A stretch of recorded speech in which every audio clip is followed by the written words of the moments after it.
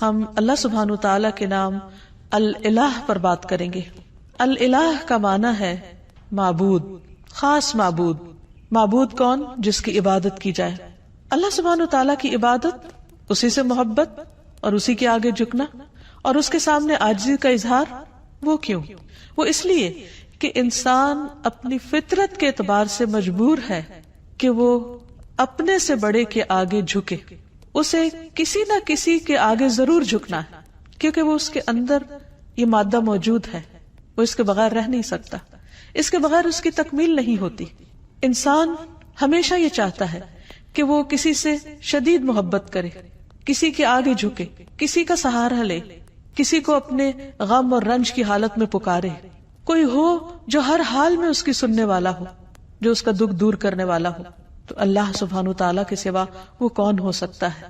جب سے انسان پیدا ہوا ہے اور انسانی تاریخ میں جو مختلف ادوار آئے ہیں، اس میں لوگوں نے اللہ سبحانہ تعالیٰ کو معبود تو مانا، لیکن اس کے ساتھ دوسروں کو بھی الہ مان لیا، یعنی ظاہر میں نظر آنے والی چیزوں کو بھی انہوں نے اپنا سہارا بنا لیا۔ کوئی درخت کے آگے جھکا تو کوئی پہاڑ کے آگے جھک گیا، کوئی سمندر سے خوف کھا کر اس کے آگے جھکنے لگا، کسی نے آگ کو اپنا خدا مان لیا اور وہ اس کی عبادت کرنے لگا۔ گویا جس چیز سے وہ ڈرا یا جس چیز سے وہ حیران ہوا یا جس چیز نے اس کو امپریس کیا یا انفلوئنس کیا یا جس چیز کے لیے اس کے دل کے اندر ایک خاص کیفیت پیدا ہوئی، اس نے اسی کو اپنا معبود بنا لیا۔ لیکن اللہ سبحانہ تعالیٰ فرماتے ہیں وَإِلَٰهُكُمْ إِلَٰهٌ وَاحِدٌ لَا إِلَٰهَ إِلَّا هُوَ الرَّحْمَٰنُ الرَّحِيمُ۔ سورۃ البقرہ آیت 63 ہے، اور تمہارا معبود، تمہارا الہ بس ایک ہی الہ ہے، وہ جس نے ان سب چیزوں کو پیدا کیا ہے۔ مخلوق الہ نہیں ہو سکتی۔ الہ تو وہی ہو سکتا ہے کہ جس کے سب تابع ہو، جس کے آگے پوری کائنات جھکی ہوئی ہو۔ فرمایا اس کے سوا کوئی اور معبود نہیں، وہ بے حد رحم کرنے والا، نہایت مہربان ہے۔ عربی زبان میں الہ کا لفظ اللہ سبحانہ تعالیٰ کے لیے استعمال ہوتا ہے، تو اس آیت سے پتہ یہ چلتا ہے کہ اللہ سبحانہ تعالیٰ اپنی الہیت میں منفرد ہے، یکتا ہے، اکیلا ہے، اور الوہیت کے اندر یعنی الہ ہونے کے اندر کمال علم، کمال قدرت، کمال رحمت اور کمال حکمت کے معنی پائے جاتے ہیں۔ یعنی وہی الہ ہو سکتا ہے جس کا علم کامل ہو، جس کی قدرت کامل ہو، جس کی رحمت کامل ہو، جس کی حکمت کامل ہو، اور اس میں کسی قسم کا کوئی نقص نہ پایا جاتا ہو۔ اور یہ تمام صفات صرف اور صرف اللہ سبحانہ تعالیٰ کے اندر ہی ہیں۔ اسی لیے وہی دراصل الہ ہے، وہی معبود ہے، اور وہی عبادت کے لائق ہے، عبادت کا حقدار ہے، کیونکہ کسی اور کے اندر یہ صفات اس درجے میں پائی ہی نہیں جاتی۔ تو یہ صفات اس بات کا تقاضا کرتی ہیں کہ ایک انسان اللہ ہی کو اپنا محبوب سمجھے اور انتہا درجے کی محبت صرف اسی کے ساتھ کرے، انتہا درجے میں صرف اسی کے آگے جھکے، اپنا سر اور اپنی پیشانی صرف اسی کے سامنے ٹکائے، کچھ مانگے تو صرف اسی سے مانگے، اسی کے آگے ہاتھ پھیلائے اور کسی اور کے آگے نہیں۔ سورۃ الانبیاء میں اللہ تعالیٰ فرماتے ہیں لا الہ الا انا فاعبدونی، میرے سوا کوئی معبود نہیں، لہٰذا تم میری ہی عبادت کرو، نہیں مانگو تو مجھ سے مانگو، جھکو تو میرے آگے جھکو، اس لیے کہ وہ دینے پہ قادر ہے، وہ اتنا عظیم ہے کہ اس کے آگے جھکنا انسان کے لیے باعث عزت ہے، باعث ذلت نہیں، کیونکہ انسان جب اپنے سے چھوٹی چیز کے آگے جھکتا ہے تو یہ جھکنا اس کے لیے باعث ذلت ہے۔ اسی طرح ایک سورۃ طٰہٰ میں فرمایا اننی انا اللہ لا الہ الا انا فاعبدنی، بے شک میں ہی اللہ ہوں، میرے سوا کوئی معبود نہیں، بس تم میری ہی عبادت کرو۔ اللہ سبحانہ تعالیٰ کے لیے الہ کے علاوہ رب کا بھی لفظ آتا ہے، یعنی رب بھی اللہ کے ناموں میں سے ایک نام ہے، لیکن ان دونوں میں فرق ہے۔ رب کا مطلب ہے مخلوق کو پیدا کرنے والا، اس کو رزق دینے والا، اس کا انتظام کرنے والا، لیکن الہ کا مطلب ہے جو عبادت کے مستحق ہے، یعنی جس کی عبادت کی جائے، جس کی تعظیم کی جائے، جس کے آگے عاجزی اور انکساری کا اظہار کیا جائے۔ تو عبادت حقیقت میں محبت، اطاعت، تسلیم و رضا اور تعظیم پر مبنی ہوتی ہے، اور یہ صرف الہ ہی کے لیے ہو سکتی ہے۔ تو اس میں دراصل توحید الوہیت کی طرف دعوت دی گئی ہے، اور جہاں الہ کا لفظ آیا ہے وہاں ساتھ شرک کی نفی بھی کی گئی ہے کہ لا الہ الا انت یا لا الہ الا اللہ۔ پھر یہ ہے کہ اللہ سبحانہ و تعالیٰ نے اپنا یہ نام خود رکھا ہے، اضافت کے ساتھ بھی اور اس کے بغیر بھی، اور حقیقت یہ ہے کہ تمام انبیاء بھی اس نام کو استعمال کرتے رہے ہیں۔ ہم دیکھتے ہیں کہ سورۃ البقرہ میں اللہ تعالیٰ کا ارشاد ہے، اللہ تعالیٰ جب یعقوب علیہ السلام کی وفات کا وقت ذکر کرتے ہیں کہ ام کنتم شہداء اذ حضر یعقوب الموت اذ قال لبنیہ ما تعبدون من بعدی، کیا تم حاضر تھے اس وقت جب یعقوب کو موت آئی، جب اس نے اپنے بچوں سے کہا کہ میرے بعد تم کس کی عبادت کرو گے، کس کے آگے جھکو گے؟ تو انہوں نے کیا کہا؟ نعبد الہک و الہ آبائک ابراہیم و اسماعیل و اسحاق الہا واحدا ونحن لہ مسلمون، ہم تیرے معبود نعبد الہک، اس کی عبادت کریں گے۔ یہاں بھی لفظ الہ استعمال ہوا ہے کہ جب عبادت کی بات ہے تو پھر ساتھ ہی الہ کا لفظ آ جاتا ہے کہ وہ خاص معبود جو عبادت کا مستحق ہے۔ تو تیرے معبود اور تیرے آبا یعنی ابراہیم، اسماعیل، اسحاق، ان سب کے الہ کی جو ایک ہی الہ ہے اس کی ہم سب عبادت کریں گے۔ تو گویا یعقوب علیہ السلام اپنی اولاد کو ایک اللہ الالہ کی عبادت کی تاکید کر کے گئے، وصیت کر کے گئے۔ پھر اسی طرح اللہ کا نام الالہ اللہ تعالی کی ذات اور اس کی صفات پر دلالت کرتا ہے، یعنی اللہ تعالی کا یہ نام جو ہے وہ اس کی صفات کو بھی بیان کرتا ہے، اور حقیقت یہ ہے کہ یہ صرف اللہ سبحانہ تعالیٰ ہی کے لیے ہے۔ یہاں یہ بات بھی یاد رہے کہ اللہ سبحانہ تعالیٰ نے خود اپنے ساتھ دوسرے الہوں کا انکار کیا ہے۔ قرآن مجید میں اللہ تعالیٰ فرماتے ہیں سورۃ المؤمنون میں، مَتَّخَذَ اللَّهُ مِن وَلَدٍ، اللہ نے کوئی اولاد نہیں بنائی، وَمَا كَانَ مَعَهُ مِنْ إِلَٰهٍ، اور اس کے ساتھ کبھی کوئی الہ رہا ہی نہیں، کوئی اور الہ ہے ہی نہیں، نہ تھا نہ ہے اور نہ کبھی ہو سکتا ہے۔ کیوں؟ اس کے لیے بہت خوبصورت دلیل دی گئی کہ اِذًا لَذَهَبَ كُلُّ إِلَٰهٍ بِمَا خَلَقَ، اگر کوئی اور الہ ہوتا تو وہ جو اس نے بنایا ہوتا وہ اپنے ساتھ لے جاتا، یہ باہم کلیش بھی ہوتا۔ وَلَا عَلَى بَعْضُهُمْ عَلَى بَعْضٍ، اور ان میں سے بعض پہ چڑھائی کر دیتے، کیونکہ جب اختیارات بہت سے لوگوں کے ایک جیسے ہوں تو ان میں سے پھر وہ دوسروں سے آگے بڑھنے کے لیے ان کو ہرانے کی کوشش کرے گا۔ سبحان اللہ، اللہ پاک ہے عما یصفون، اس سے جو وہ وصف بیان کرتے ہیں اللہ کا، یعنی اللہ سبحانہ تعالیٰ کے ساتھ کوئی اور الہ ہو ہی نہیں سکتا، کیونکہ کوئی اور ایسی صفات کے لائق ہی نہیں اور کوئی معبود ہے ہی نہیں۔ عبادت کا مستحق صرف اللہ ہے۔ تمام انبیاء نے اسی کی دعوت دی ہے، اعبدوا اللہ ما لکم من الہ غیرہ، اللہ کی عبادت کرو، اس کے سوا تمہارا کوئی الہ نہیں، واعبدوا اللہ ولا تشرکوا بہ شیئا، اور اللہ کی عبادت کرو اور اس کے ساتھ کسی کو شریک نہ ٹھہراؤ، کیونکہ ہماری زندگی کا مقصد ہی عبادت ہے اور عبادت اللہ کا حق ہے، اس لیے ہمیں سوچ سمجھ کر اس حق کو ادا کرنا ہے۔ ایسا نہ ہو کہ ہم کوشش بھی کریں، محنت بھی کریں، لیکن وہ اس کے ہاں قبول نہ ہو جس نے دراصل ہمیں پیدا ہی اس کام کے لیے کیا ہے۔ معاذ رضی اللہ عنہ سے مروی ہے کہ نبی صلی اللہ علیہ وسلم جس گدھے پر سوار تھے میں اس کے اوپر آپ کے ساتھ پیچھے بیٹھا ہوا تھا، سواری کر کے کہیں جا رہے تھے۔ اس گدھے کا نام عفیر تھا۔ آپ نے فرمایا، اے معاذ، کیا تمہیں معلوم ہے کہ اللہ تعالیٰ کا حق اپنے بندوں پر کیا ہے اور بندوں کا حق اللہ تعالیٰ پر کیا ہے؟ میں نے کہا کہ اللہ اور اس کا رسول ہی زیادہ جانتے ہیں۔ آپ نے فرمایا، اللہ کا حق اپنے بندوں پر یہ ہے کہ وہ اس کی عبادت کرے اور اس کے ساتھ کسی دوسرے کو شریک نہ ٹھہرائے، اور بندوں کا حق اللہ پر یہ ہے کہ جو بندہ اللہ کے ساتھ کسی کو شریک نہ ٹھہرائے اللہ اسے عذاب نہ دے، یعنی جو شخص توحید پر ہو پھر اللہ سبحانہ تعالیٰ اس کو اپنے عذاب سے، سزا سے محفوظ رکھے۔ پھر یہ ہے کہ اللہ تعالیٰ کو راضی کرنے کے لیے ضروری ہے کہ ہم صرف اسی کی عبادت کریں اور اس کے ساتھ کسی کو شریک نہ ٹھہرائیں، اور اللہ کی رسی کو مضبوطی سے تھامے رکھیں اور کسی تفرقہ بازی کا شکار نہ ہو۔ پھر یہ بھی یاد رہے کہ جو شخص اللہ کو اپنا الہ مان لیتا ہے وہ سلامت رہتا ہے۔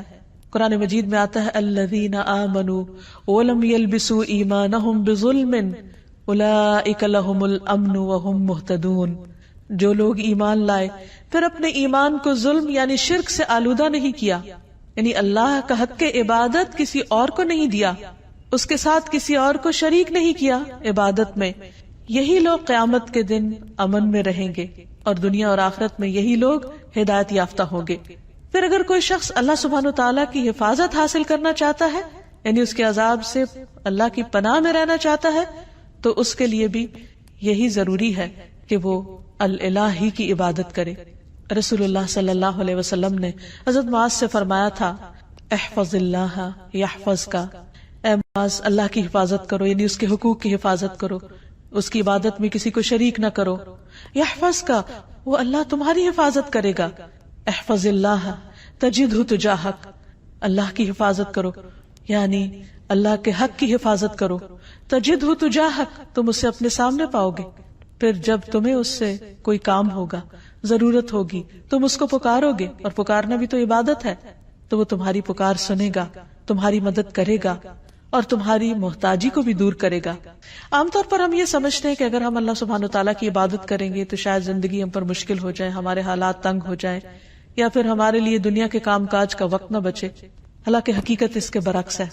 اللہ تعالیٰ فرماتے ہیں، حدیث قدسی ہے، اے ابن آدم، یعنی اے آدم کی اولاد، تم اپنے آپ کو میری عبادت کے لیے فارغ کر لو، یعنی میری عبادت کے لیے بھی وقت نکالو، میں تمہارے دل کو بے نیازی سے بھر دوں گا، یعنی تمہیں ایک خاص قسم کی سیٹسفیکشن عطا کروں گا.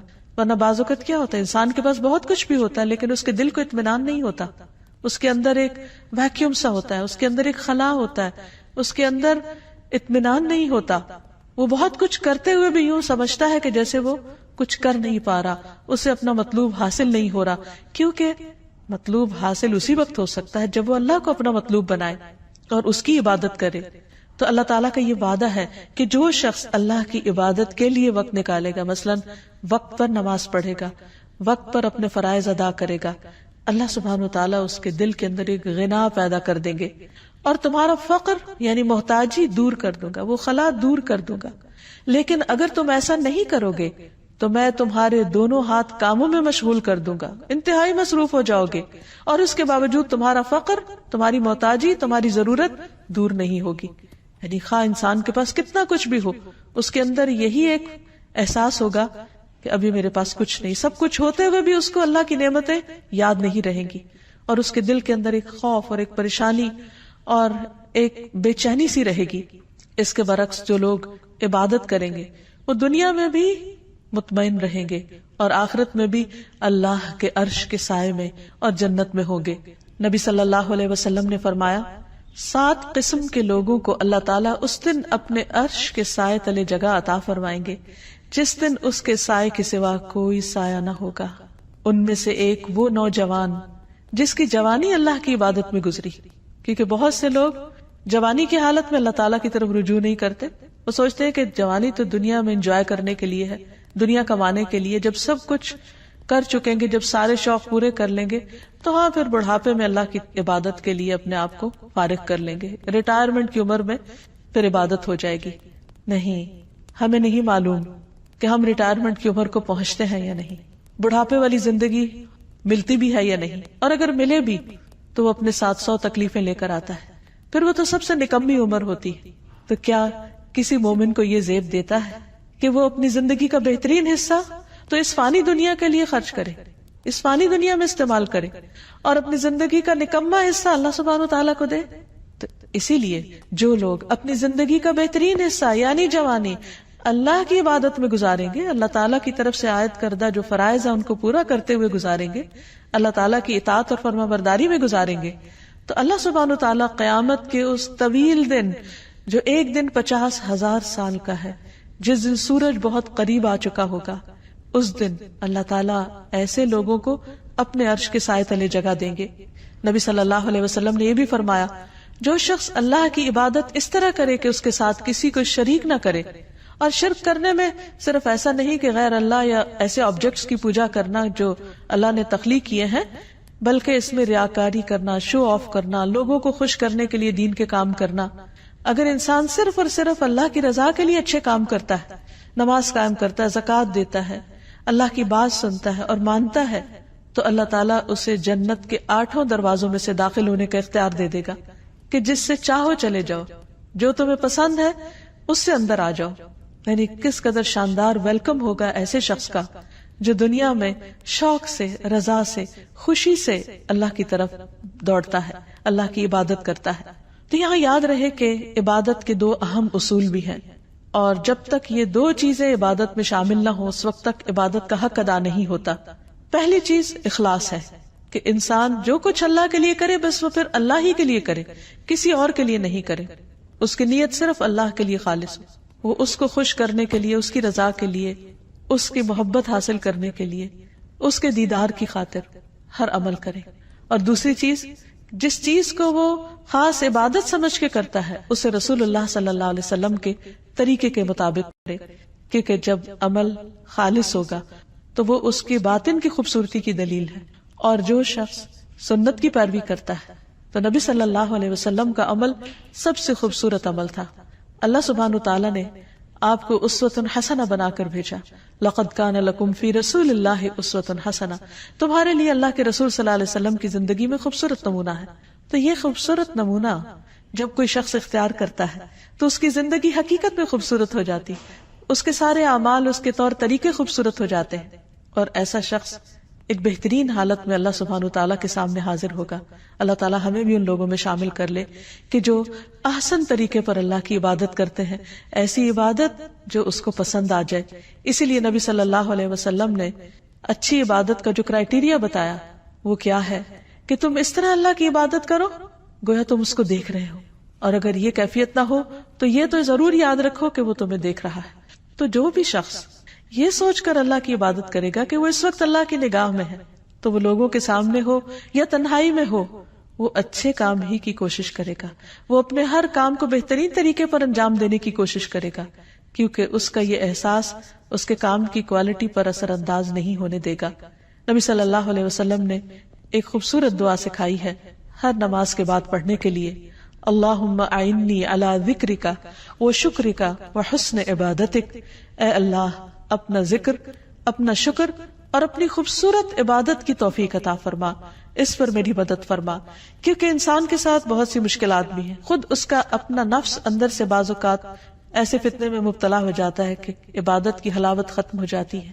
اسی طرح بعض اوقات شیطان کے ڈالے ہوئے وسوسے یا لوگوں کی باتیں، باہر کا ماحول انسان پر اثر انداز ہوتا ہے اور وہ اللہ سبحانہ وتعالیٰ کی عبادت کا حق ادا نہیں کرتا یا عبادت کو انجوائے نہیں کرتا.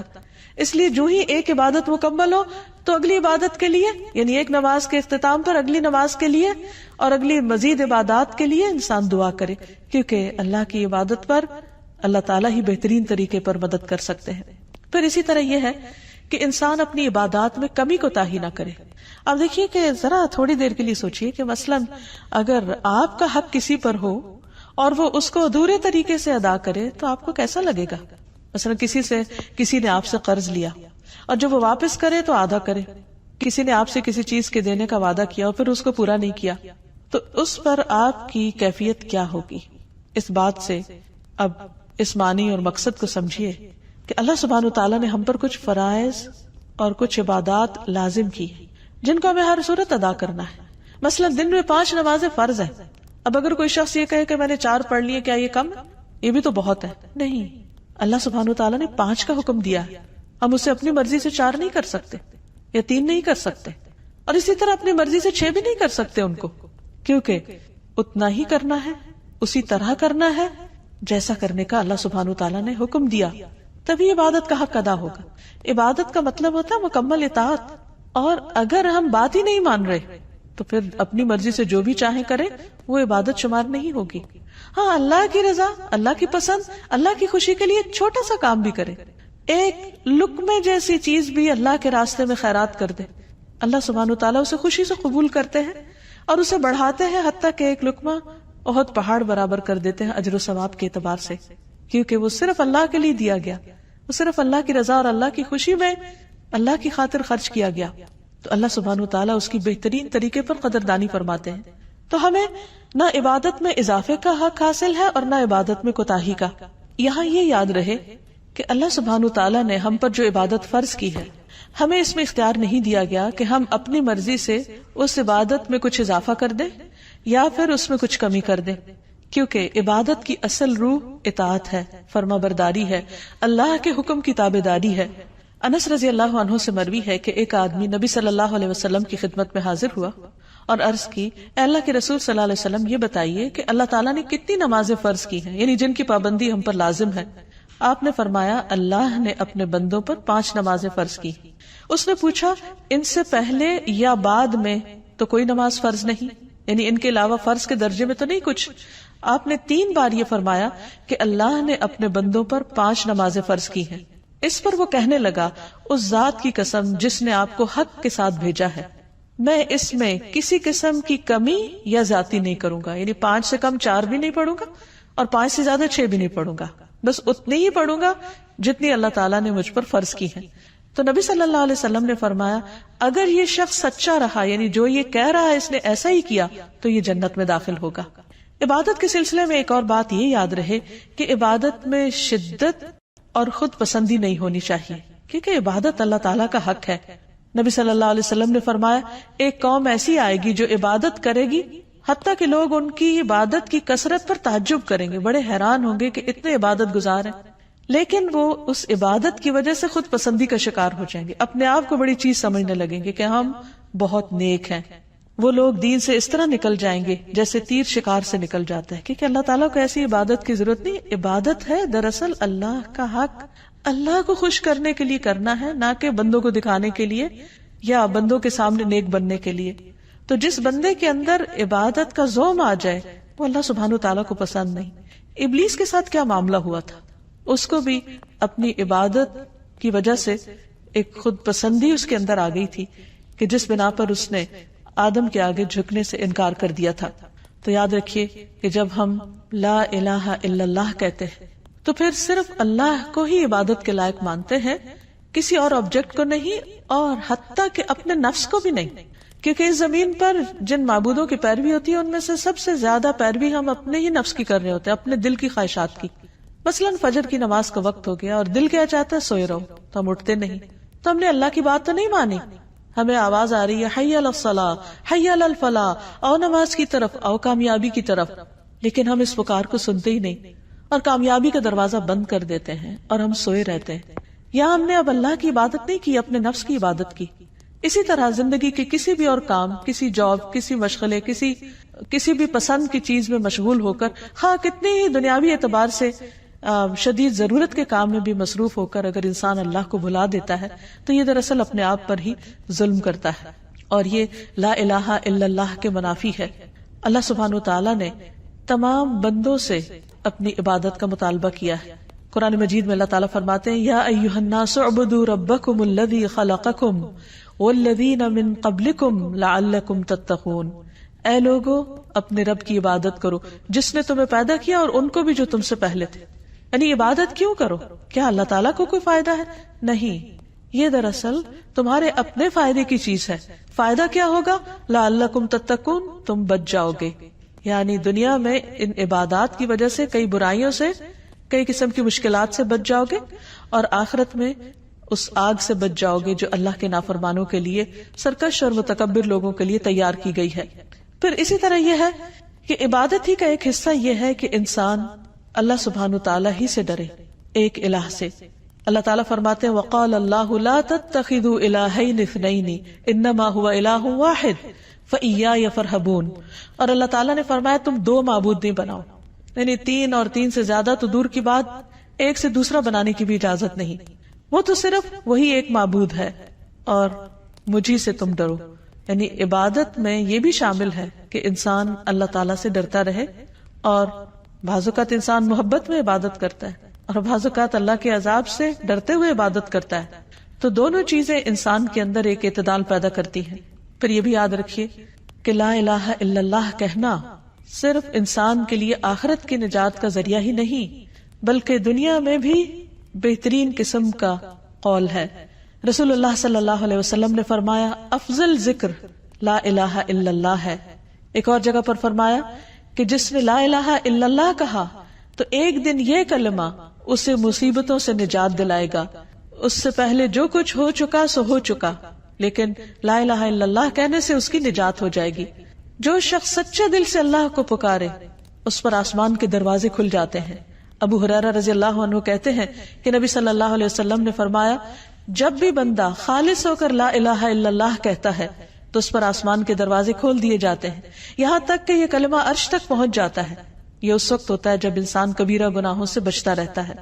نبی صلی اللہ علیہ وسلم نے فرمایا جس نے لا الہ الا اللہ وحدہ لا شریک لہ لہ الملک و لہ الحمد وہو علی کل شیء قدیر پڑھا اور خالص ہو کر کہا، زبان سے اس کی تصدیق کی، تو اس کے لیے آسمان کے دروازے کھول دیے جاتے ہیں، حتیٰ کہ اللہ تعالیٰ زمین میں اس کہنے والے کی طرف دیکھتا ہے، یعنی کس نے یہ کلمہ کہا، اور جس کی طرف اللہ تعالیٰ نے دیکھ لیا اس بندے کا یہ حق ہے کہ اللہ تعالیٰ اس کا مطالبہ اس کو عطا کر دے۔ اسی لیے نبی صلی اللہ علیہ وسلم نے یہ بہت ہی خوبصورت بات ہمیں بتائی کہ عرفہ کے دن کی بہترین دعا جو تمام انبیاء نے مانگی وہ ہے لا الہ الا اللہ وحدہ لا شریک لہ لہ الملک و لہ الحمد وہو علی کل شیء قدیر۔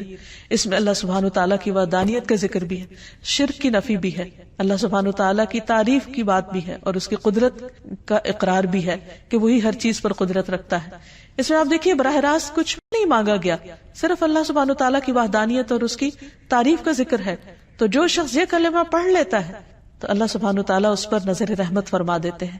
پھر یہ کلمہ صرف زندگی میں نہیں، صرف مشکلات میں نہیں، مرنے والا اگر مرتے وقت پڑھتا ہے تو اس کے لیے جنت کا وعدہ ہے۔ رسول اللہ صلی اللہ علیہ وسلم نے فرمایا اپنے مرنے والوں کو لا الہ الا اللہ کی تلقین کیا کرو، کیونکہ اس کلمے پہ موت آنے پر جنت میں داخلہ اور جہنم حرام کر دی جاتی ہے۔ یہ کلمہ اللہ کے ہاں حجت بنتا ہے، نبی صلی اللہ علیہ وسلم کی شفاعت کا ذریعہ ہے، اور اس کلمے کا وزن ہر چیز سے زیادہ ہے۔ نوف رضی اللہ عنہ کہتے ہیں کہ اگر آسمان و زمین اور ان کے درمیان کی تمام چیزوں کو ترازو کے ایک پلڑے میں رکھ دیا جائے اور دوسرے پلڑے میں صرف لا الہ الا اللہ رکھ دیا جائے تو وہ دوسرا پلڑا جھک جائے گا۔ اسی لیے اگر کسی شخص نے سچے دل سے لا الہ الا اللہ پڑھا ہو اور ہر شرک سے نفی کی ہو تو قیامت کے دن یہی ایک کلمہ اس کی نجات کا ذریعہ بن جائے گا۔ اور اگر کوئی اپنے گناہوں کی وجہ سے دوزخ کی آگ میں گیا بھی تو اس لا الہ الا اللہ کی وجہ سے اس کو وہاں سے بالآخر نکال لیا جائے گا، خواہ اس نے بڑے بڑے گناہ کیے ہوں، لیکن ان گناہوں کی سزا بھگتنے کے بعد یہ کلمہ اس کی نجات کا ذریعہ بنے گا۔ تو حقیقت یہ ہے کہ اللہ سبحانہ وتعالیٰ کا یہ نام یعنی الالہ، اس کے ساتھ جب اللہ کو پکارا جاتا ہے تو انسان کی دعا قبول ہوتی۔ اسی لیے نبی صلی اللہ علیہ وسلم کو خاص طور پر حکم دیا گیا قل اعوذ برب الناس ملک الناس الہ الناس من شر الوسواس الخناس الذی یوسوس فی صدور الناس من الجنۃ والناس۔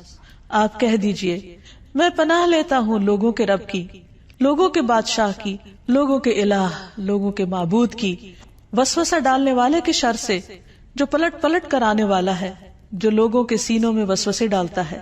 پھر ہم دیکھتے ہیں کہ یونس علیہ السلام جب مچھلی کے پیٹ میں چلے گئے اور انتہائی غم کی حالت میں تھے، اس وقت جب انہوں نے اسی کلمے کے ذریعے اللہ کو پکارا تو اللہ سبحانہ وتعالیٰ نے ان کا غم دور کر دیا، انہیں اس بڑی مشکل سے نجات دی۔ اور وہ کلمہ کیا ہے؟ وَذَنُّونِ إِذْ ذَهَبَ مُغَاضِبًا فَظَنَّ أَن لَّن نَّقْدِرَ عَلَيْهِ فَنَادَىٰ فِي الظُّلُمَاتِ أَن لَّا إِلَٰهَ إِلَّا أَنتَ سُبْحَانَكَ إِنِّي كُنتُ مِنَ الظَّالِمِينَ۔ اور مچھلی والے کو جب وہ غصے سے بھرا ہوا چلا گیا، بس اس نے سمجھا کہ ہم اس پر گرفت تنگ نہ کریں گے، تو اس نے اندھیروں میں پکارا کہ تیرے سوا کوئی معبود نہیں، صرف اس الالہ کو پکارا، تو پاک ہے، یقیناً میں ظلم کرنے والوں میں سے ہو گیا ہوں۔ تو اللہ سبحانہ تعالیٰ نے انہیں وہاں سے نجات دی اور باقی سب مومنوں کو بھی بشارت دی، وَكَذَلِكَ نُنْجِي الْمُؤْمِنِينَ، کہ باقی مومنوں کو بھی ہم اسی طرح نجات دیں گے۔ اسی لیے نبی صلی اللہ علیہ وسلم جب کسی کرب کی حالت میں ہوتے، تکلیف کی حالت میں ہوتے تو پڑھتے لا الہ الا اللہ العظیم الحلیم، لا الہ الا اللہ رب العرش العظیم، لا الہ الا اللہ رب السماوات ورب الارض ورب العرش الکریم۔ اللہ صاحب عظمت اور بردبار کے سوا کوئی معبود نہیں، اللہ کے سوا کوئی معبود نہیں جو عرش عظیم کا رب ہے، اللہ کے سوا کوئی معبود نہیں جو آسمانوں اور زمین کا رب ہے اور عرش کریم کا رب ہے۔ تو جو شخص تنگی اور تکلیف میں اس دعا کو پڑھے گا، اللہ سبحانہ وتعالیٰ اس کی تکلیف کو دور کر دے گا، کیونکہ نبی صلی اللہ علیہ وسلم اس دعا کو پڑھا کرتے تھے۔ پھر سید الاستغفار میں بھی جب ایک بندہ کہتا ہے اللہم انت ربی لا الہ الا انت خلقتنی وانا عبدک وانا علی عہدک ووعدک ما استطعت اعوذ بک من شر ما صنعت ابوء لک بنعمتک علی وابوء بذنبی فاغفر لی فانہ لا یغفر الذنوب الا انت۔ اے اللہ آپ میرے رب ہیں، آپ کے علاوہ کوئی الہ نہیں، کوئی معبود نہیں، آپ نے مجھے پیدا کیا، میں آپ کا بندہ ہوں، اپنے عہد اور وعدے پر قائم ہوں، جتنی بھی مجھ میں استطاعت ہے، جتنی بھی ہمت ہے، میں آپ کے احسانات کا اقرار کرتا ہوں اور اپنے گناہوں کا بھی اعتراف کرتا ہوں، آپ مجھے بخش دیجئے، کیونکہ آپ کے علاوہ گناہوں کو کوئی بھی معاف نہیں کر سکتا۔ تو جو شخص اس کلمے کو پڑھتا ہے، اس استغفار کو پڑھتا ہے جس کو سید الاستغفار، استغفار کا سردار کہا گیا، تو اگر شام کے وقت پڑھتا ہے اور رات کو ڈیتھ ہو جاتی ہے تو اللہ تعالیٰ اس کے سارے گناہ معاف کر دیں گے، اس کو جنت میں داخل کریں گے۔ اسی طرح صبح سویرے اگر کوئی پڑھتا ہے تو رات میں اگر کوئی غلطی ہو گئی تو اللہ تعالیٰ اس کو معاف فرما دیں گے اور اس کو جنت میں داخل کرنے کا وعدہ کیا گیا ہے۔ تو حقیقت یہ ہے کہ انسان پر اللہ کا حق یہ ہے کہ انسان خالص ہو کر اس کی عبادت کرے اور ہر مشکل میں اسی کو پکارے اور اس کے اس نام کا واسطہ دے کر پکارے، تو انشاءاللہ اس کی دعائیں قبول ہوگی۔ اللہ تعالی ہمیں اس عمل کی توفیق عطا فرمائے۔ وآخر دعوانا ان الحمد للہ رب العالمین۔